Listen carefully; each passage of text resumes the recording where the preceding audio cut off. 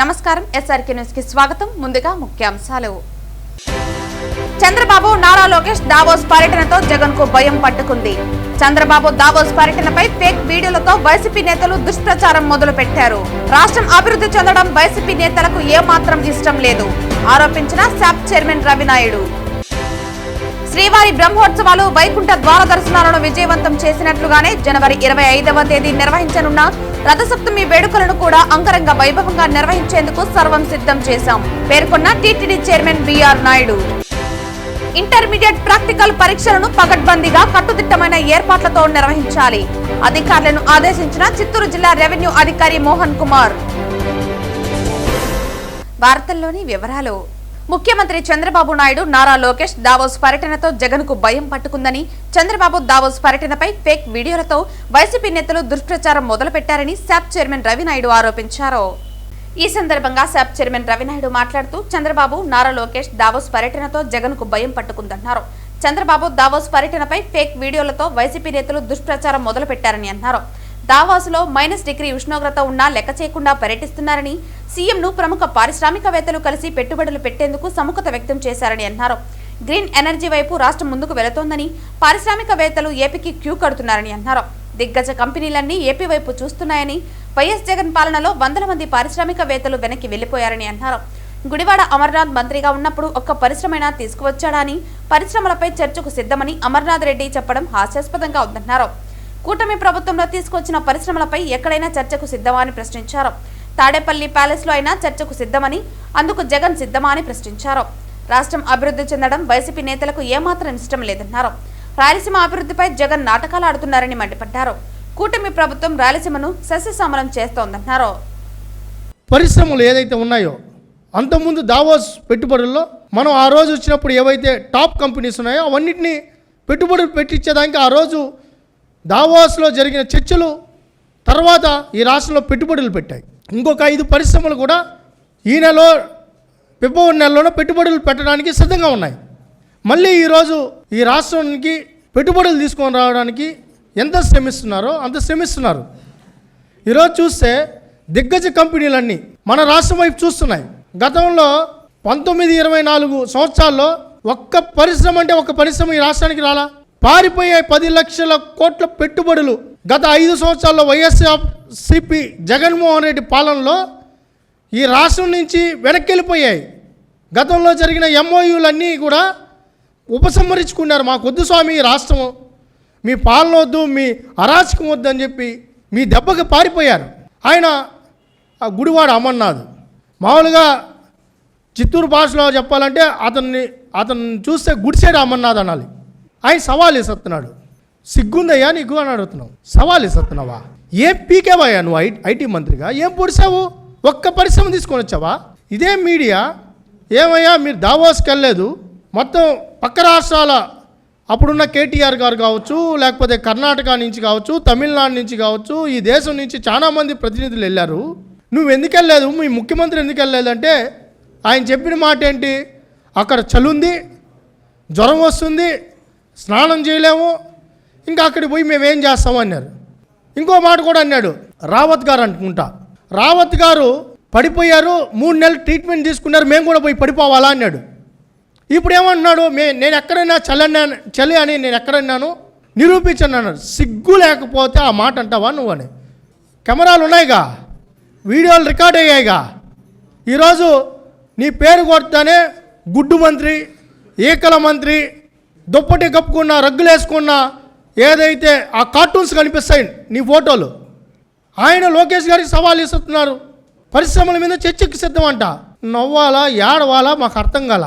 పరిశ్రమల మీద కూడా ఆయన కూడా చర్చిస్తాడంట. నువ్వు వార్డుకి ఎక్కువ, బూతుకి ఎక్కువ, వార్డుకు తక్కువ. కర్మ కాకపోతే నువ్వు కార్పొరేటర్గా ఉంటే నేను తీసుకుని పోయి ఆయన ఎవడు దిక్కు లేకపోతే ఆ జగన్మోహన్ రెడ్డి ఆ వేవులో నువ్వు ఎమ్మెల్యే అయ్యా, మంత్రి అయ్యా, నేను తీసుకొని పోయి ఐటీ మంత్రిని చేశా. ఈ రాష్ట్రానికి పట్టి దరిద్రం నువ్వు. జగనేమో దరిద్రం అనుకుంటే ఇంకో దరిద్రం నువ్వు. ఏం పొడిచావని అడుగుతున్నాం మేము. జగన్మోహన్ రెడ్డి గారిని సూటిగా అడుగుతున్నాం. నువ్వు తీసుకొని వచ్చిన పరిశ్రమల మీద మేము చర్చించడానికి సిద్ధంగా ఉన్నాం. మేము తీసుకొని వచ్చిన పరిశ్రమల మీద చర్చించడానికి మేము సిద్ధంగా ఉన్నాం.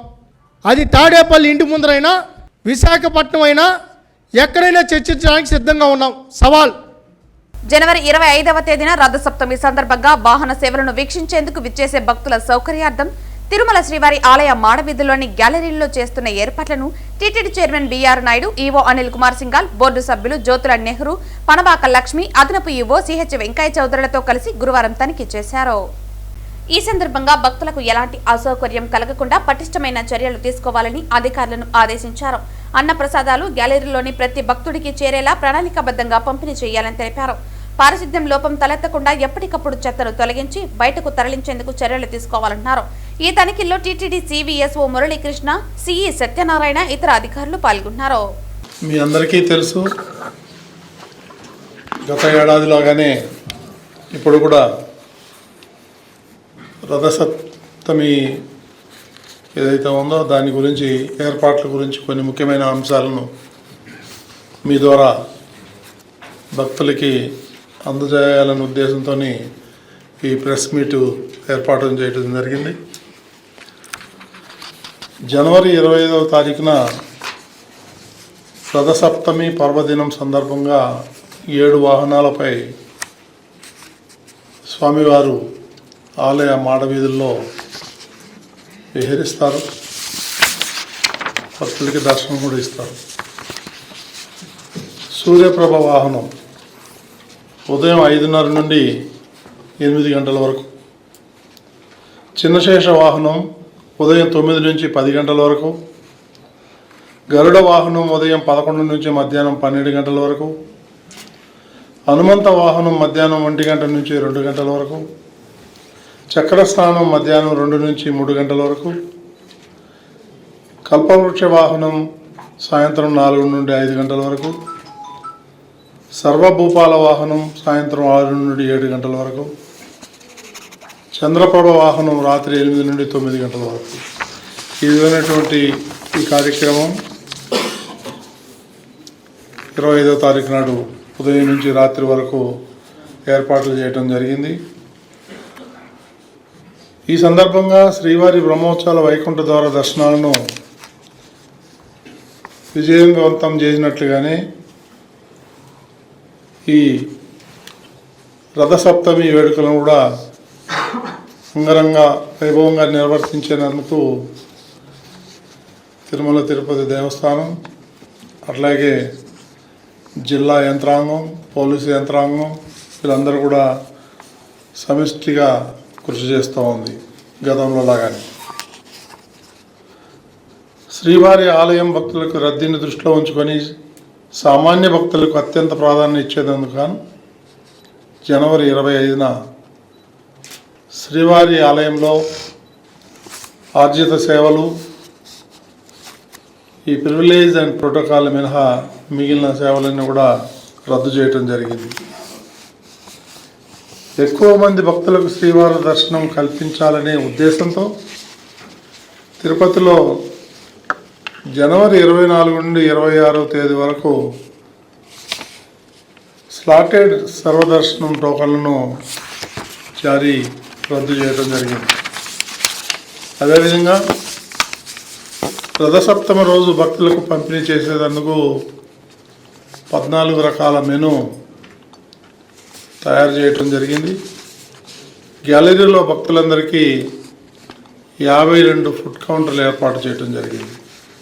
దాని ద్వారా ఉదయం నుండి రాత్రి వరకు నిరంతరాయంగా అన్నప్రసాదాలు భక్తులకి అందజేయటం జరుగుతుంది. వివిధ విభాగాలతో పాటు మాడవీధుల్లో భక్తులకు అన్నప్రసాదాలు, పానీయాలు పంపిణీ చేసేందుకు దాదాపు 3700 మంది శ్రీవారి సేవకులను వారి సేవలను వినియోగించుకోవడానికి సన్నద్ధమవుతున్నారు. అదేవిధంగా విజిలెన్స్ అండ్ సెక్యూరిటీ 1260 మంది పోలీసులు, 1200 మంది విజిలెన్స్ సిబ్బందితో పటిష్టమైనటువంటి భద్రతా ఏర్పాట్లు చేయడం జరుగుతూ ఉంది. ఇంటర్మీడియట్ ప్రాక్టికల్ పరీక్షలను పగడ్బందీగా కట్టుదిట్టమైన ఏర్పాట్లతో నిర్వహించాలని చిత్తూరు జిల్లా రెవెన్యూ అధికారి మోహన్ కుమార్ అధికారులను ఆదేశించారు. పరీక్షల నిర్వహణలో అవకతవకలు జరగకుండా పర్యవేక్షించడం, నిబంధనలు పాటించేలా చూడడంపై దృష్టి సారించాలని, ముఖ్యంగా పరీక్షా కేంద్రాల్లో 144 సెక్షన్ అమలు, నిఘా, అవకతవకలను అరికట్టడం వంటి అంశాలపై కలెక్టరేట్లో సమీక్షా సమావేశం నిర్వహించారు. పరీక్షల నిర్వహణలో ఎలాంటి లోపాలు తలెత్తకుండా అన్ని ఏర్పాట్లు చేయాలని సూచించారు. పరీక్షా కేంద్రాల వద్ద 144 సెక్షన్ అమలు చేసి శాంతి భద్రతలను కాపాడాలని తెలిపారు. ప్రాక్టికల్స్ చివరిలో ప్రారంభమై థియరీ పరీక్షలు ఫిబ్రవరిలో జరుగుతాయని, వాటికి కూడా పగడ్బందీగా ఏర్పాట్లు చేయాలని ఆదేశాలు జారీ చేశారు. ఈ ఆదేశాల ద్వారా ఇంటర్మీడియట్ పరీక్షలు పారదర్శకంగా, నిష్పక్షపాతంగా జరగాలని అధికారులు కోరుకుంటున్నారు. కానీ ఎక్కడో ఒక చోట వాళ్ళ కారణంలోనూ ఎక్కడో ఒక బస్సు రాక ఇబ్బంది పడే వాళ్ళు ఉంటారు కదా, అవి స్పెసిఫై చేయండి. విజయపురం పట్టణం 2 మండలం నుంచి పిల్లలు రైల్వే కేంద్రాలు అది నోట్ చేసుకోండి ఆఫీస్ వారు. ఎందుకంటే మీకు మామూలు రొటీన్ గా వెళ్ళిపోతారు.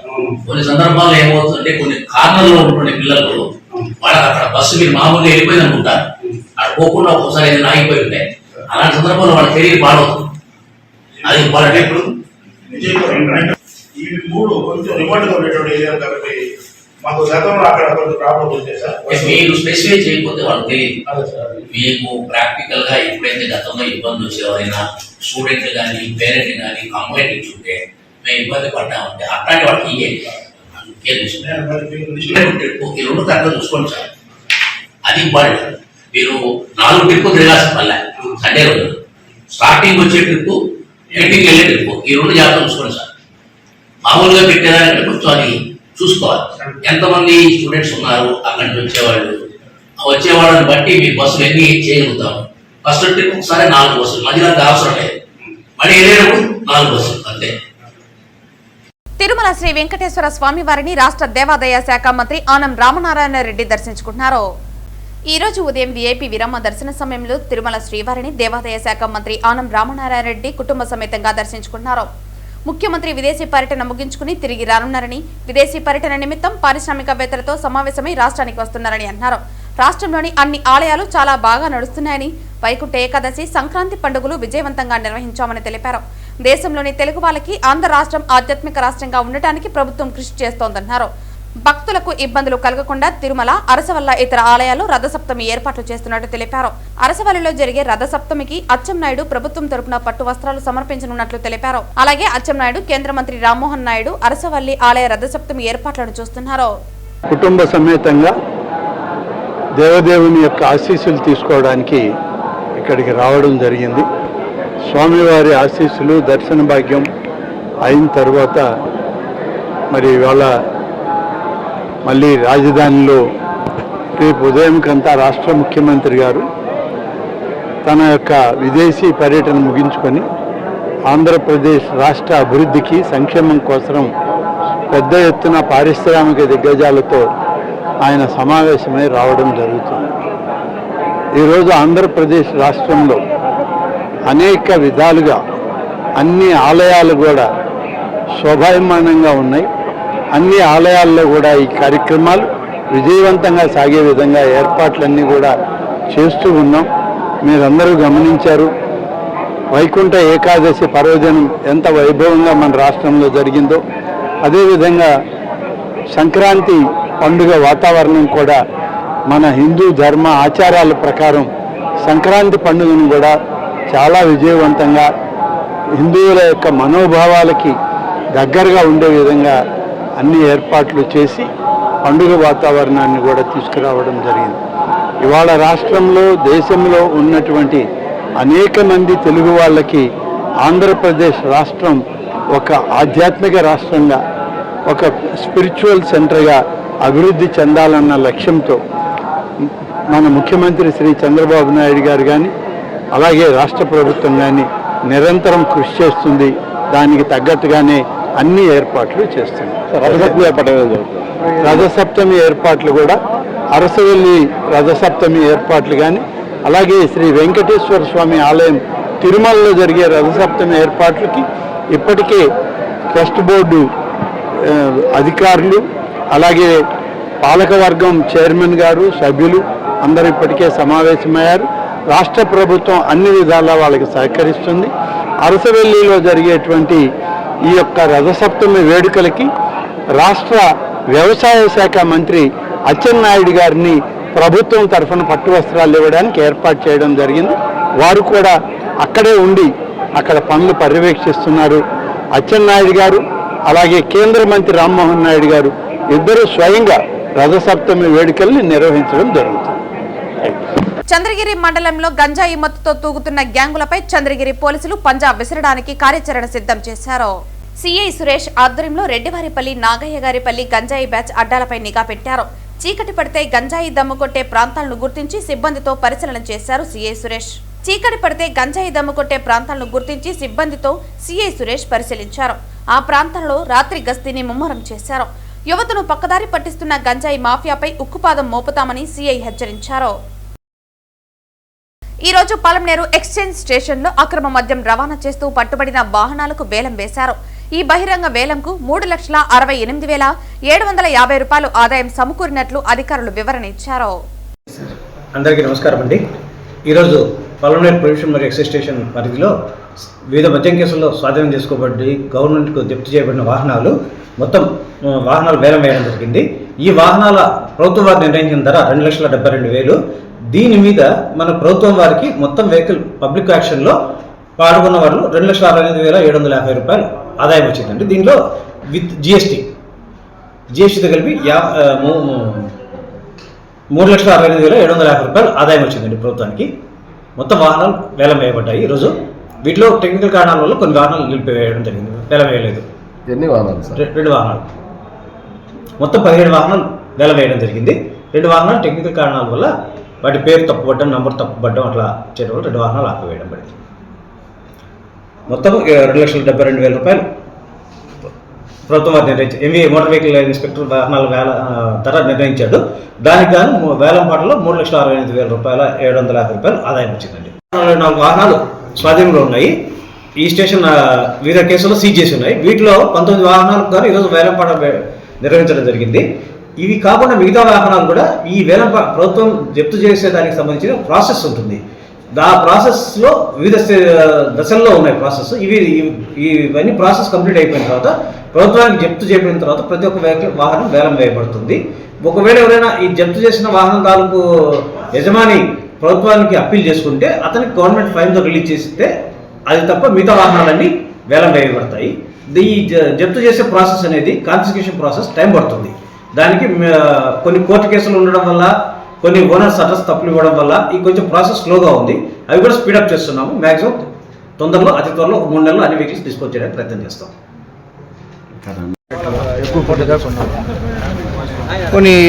ఎన్ని కొన్నారండి? ఒకే కార్ తీసాము, వెళ్ళింది అదే బండి. ఎంత వేశారు? ఇది వాళ్ళ యాక్షన్లో ఎంత పెట్టారు? 24,000 ఎత్తాను. మీరు 24,000 పెట్టారు ప్లస్ జిఎస్టీ మొత్తం 29,000 పడుతుంది. వీళ్ళది వచ్చి 23,000. ఏ ఊరు? వేలం పట్టుకు వచ్చారు కదా, ఎలా ఉంది? వేలం చాలా బాగుంది. వేలం పాట నేనైతే టవేరా ఎత్తున్నాను. టవేరా అది మొత్తం 92,000 పడింది, 1 lakh పడింది దగ్గర. అదే 2 wheelers అంతా కూడా చాలా బాగున్నాయి. 2 wheelers ఇది యాక్సెస్ ఒకటి తీస్తాము, మాకు 30,000 పడింది. వేల మీద చాలా బాగుంది. Very satisfaction, very good. Thank you excise police station. Thank you. రాష్ట్ర ముఖ్యమంత్రి నారా చంద్రబాబు నాయుడు ఈ నెల 24వ తేదీన నగిరి పట్టణంలో పలు అభివృద్ధి కార్యక్రమాలలో పాల్గొంటారని, సీఎం పర్యటనకు సంబంధించిన అన్ని ఏర్పాట్లు రేపటిలోపు పూర్తి చేయాలని చిత్తూరు జిల్లా కలెక్టర్ సుమిత్ కుమార్ సంబంధిత అధికారులను ఆదేశించారు. గురువారం నగిరి పట్టణంలోని ఎంఆర్ఓ కార్యాలయం నందు జిల్లా అధికారులతో జిల్లా కలెక్టర్ సమీక్షా సమావేశం నిర్వహించారు. గురువారం నగిరి పట్టణంలోని ఎంఆర్ఓ కార్యాలయం నందు జిల్లా అధికారులతో జిల్లా కలెక్టర్ సమీక్షా సమావేశం నిర్వహించారు. ఈ సందర్భంగా జిల్లా కలెక్టర్ మాట్లాడుతూ డిగ్రీ కళాశాల నందు ముఖ్యమంత్రి నారా చంద్రబాబు నాయుడు బహిరంగ సభ ఉంటుందని, బహిరంగ సభ వద్ద వ్యవసాయ అనుబంధ రంగాల ఆధ్వర్యంలో స్టాల్స్ ఏర్పాటు చేయాలని సంబంధిత అధికారులను ఆదేశించారు. స్కిల్ డెవలప్మెంట్ ద్వారా లబ్ధి పొందిన లబ్ధిదారులతో ముఖ్యమంత్రి ప్రత్యక్షంగా లబ్ధిదారులతో మాట్లాడతారని తెలిపారు. వివిధ సంక్షేమ పథకాలలో జిల్లా అభివృద్ధిపై సమగ్ర వివరాలకు సంబంధించిన వివిధ అంశాలపై ఛాయాచిత్ర ప్రదర్శన ఏర్పాటు చేయాలని సంబంధిత అధికారులను ఆదేశించారు. బహిరంగ సభ వద్ద ప్రత్యేక వైద్య శిబిరం, అంబులెన్స్ సిద్ధంగా ఉండాలని డిఎంహెచ్ఓను ఆదేశించారు. పట్టణంలో ఎక్కడా కూడా హోర్డింగ్లు ఉండకూడదని, పట్టణ ప్రధాన వీధులన్నీ పరిశుభ్రంగా ఉండే విధంగా చర్యలు చేపట్టాలని మున్సిపల్ కమిషనర్ను ఆదేశించారు. ప్రజావేదిక నందు నగిరి ఆర్జీఓ పర్యవేక్షణలో కార్యక్రమాలు ఉండాలని తెలిపారు. ఎస్పీ తుషార్ రెడ్డి మాట్లాడుతూ ముఖ్యమంత్రి పర్యటించనున్న హెలిప్యాడ్, డిగ్రీ కళాశాల, ఎస్పీ బాలుర బాలికల సంక్షేమ వసతి గృహాల, ప్రభుత్వ ఏరియా ఆసుపత్రి నందు, సాయిబాబా గుడి దగ్గర తదితర ప్రాంతాలలో పటిష్ట బందోబస్తు నిర్వహించడం జరుగుతుందని, అందుకు తగిన ఏర్పాట్లు పూర్తి చేయడం జరుగుతుందని తెలిపారు. ఫ్లడ్ లైట్స్, పటిష్టమైన బ్యారికేడ్లు ఉండే విధంగా సంబంధిత పోలీస్ అధికారులకు ఆదేశాలు ఇవ్వడం జరిగింది. అనంతరం ఏఎస్ఎల్ సమావేశానికి హాజరయ్యారు. ప్రభుత్వ జూనియర్ కళాశాల హెలిప్యాడ్ సమీపాన పార్టీ కార్యకర్తలతో ముఖ్యమంత్రి సమావేశం, స్టాల్స్ సందర్శించుట, బహిరంగ సభ, సాంఘిక సంక్షేమ శాఖ బాలురు బాలికల వసతి గృహం నందు సందర్శించుట, ప్రభుత్వ ఏరియా ఆసుపత్రి నందు డయాలసిస్ సెంటర్ పరిశీలించుట, సాయిబాబా గుడిని సందర్శించడంపై ప్రదేశాలలో ముఖ్యమంత్రి పాల్గొంటారు. ఈ కార్యక్రమంలో assistant collector Narendra Patil, RGO, police ఉన్నత అధికారులు, జిల్లా అధికారులు, ముఖ్యమంత్రి పర్యటనకు సంబంధించిన ప్రోటోకాల్ అధికారులు తదితరులు పాల్గొన్నారు. ఈ నెల 24 నగిరిలో ముఖ్యమంత్రి పర్యటన విజయవంతం చేద్దామని ప్రజలు, కార్యకర్తలు, కూటమి నాయకులు, అభిమానులు భారీగా తరలి రావాలని నగిరి ఎమ్మెల్యే గాలి భానుప్రకాష్ పిలుపునిచ్చారు. నగిరంటే తెలుగుదేశం పార్టీ రానున్న రోజుల్లో కూడా మన తెలుగుదేశం పార్టీ వెంబడి నడుస్తుంది. ఖచ్చితంగా ఏ ఎలక్షన్ అయినా కూడా రాబోయేది అది లోకల్ బాడీ ఎలక్షన్ కానీ లేకపోతే జనరల్ ఎలక్షన్ అయినా కానీ ఖచ్చితంగా తెలుగుదేశం పార్టీ ఎత్తిన జెండా దిగదని చెప్పేసి సంకేతం మనం రాష్ట్రం అంతా కూడా పంపించాలి. ఇవాళ తెలుగుదేశం పార్టీ జెండా ఎగురుతుందంటే మనం అంతా కూడా తలుపుకొని తిరుగుతున్నాం. అందరికి ఏం చేసిందని కాదు, తెలుగుదేశం పార్టీ నాకు ఏం చేసినా ఏమి ఉండదు. ఇప్పుడు కూడా మనం తెలుగుదేశం పార్టీ జెండా కింద ఉన్నాం కాబట్టి, ఆ జెండా గెలిచింది కాబట్టి ఎక్కడ పోయినా కూడా మనం ధైర్యంగా తిరుగుతున్నాం. ఇది మా పార్టీ, మేము ఉన్నాం అనే ధైర్యం మీ మనసులో ఉంటుంది. ఏ జెండా చేస్తాం ఆ ధైర్యం కోసమన్నా మనం పెరుగురాదు, దానికోసమన్నా పోరాడాలి. ఆ ధైర్యాన్ని, ఆ మనోస్థైర్యాన్ని మనం ఎప్పుడు కోల్పోకూడదు. అలాంటి మనోస్థైర్యం మనకు కావాలంటే ఎప్పుడు కూడా మనం ఏకతాటి మీద ఉండాలా. చిన్న చిన్న సమస్యలు ఉంటే అవన్నీ కూడా పక్కన పెట్టాలా. మనం కలిసి పోరాడేది మనందరి కోసం, ఒక్కల కోసం కాదు. ఇది భాను కోసం కాదు, బాబు గారి కోసం కాదు, ఇది మన నగరి కోసం, మనందరి కోసం.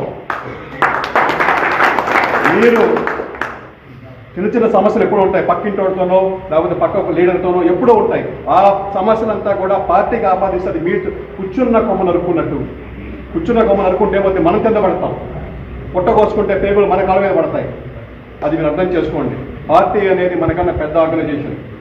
అందరూ కలిస్తేనే పార్టీ. ఒక మనిషితో పార్టీ కాదు. ఒక మనిషి పోతే ఒక మనిషి అంటారు, అందరూ కలిసిపోతేనే పార్టీ అంటారు. ఆ పార్టీని మనం ఏ రోజు కూడా వీక్ చేయడానికి వీల్లేదు. ఆ పార్టీ బాగుంటేనే మనకి బాగుంటుంది, మనకి గౌరవం ఉంటుంది, మనకి ఏ పనైనా చేసుకోవచ్చు. వార్తలు ముగించే ముందు ముఖ్యాంశాలు మరోసారి. చంద్రబాబు, నారా లోకేష్ దావోస్ పర్యటనతో జగన్ కు భయం పట్టుకుంది. చంద్రబాబు దావోస్ పర్యటనపై ఫేక్ వీడియోలతో వైసీపీ నేతలు దుష్ప్రచారం మొదలు పెట్టారు. రాష్ట్రం అభివృద్ధి చెందడం వైసీపీ నేతలకు ఏమాత్రం ఇష్టం లేదు ఆరోపించిన శాప్ చైర్మన్ రవినాయుడు. శ్రీవారి బ్రహ్మోత్సవాలు, వైకుంఠ ద్వార దర్శనాలను విజయవంతం చేసినట్లుగానే జనవరి 25వ తేదీ నిర్వహించనున్న రథసప్తమి వేడుకలను కూడా అంగరంగ వైభవంగా నిర్వహించేందుకు సర్వం సిద్ధం చేశాం పేర్కొన్న TTD chairman BR Naidu. Intermediate practical పరీక్షలను పకడ్బందీగా కట్టుదిట్టమైన ఏర్పాట్లతో నిర్వహించాలి అధికారులను ఆదేశించిన చిత్తూరు జిల్లా రెవెన్యూ అధికారి మోహన్ కుమార్. ఈ వార్తలు ఇంతటితో సమాప్తం. తిరిగి వార్తల్లో మళ్ళీ కలుద్దాం. అంతవరకు సెలవు. నమస్కారం.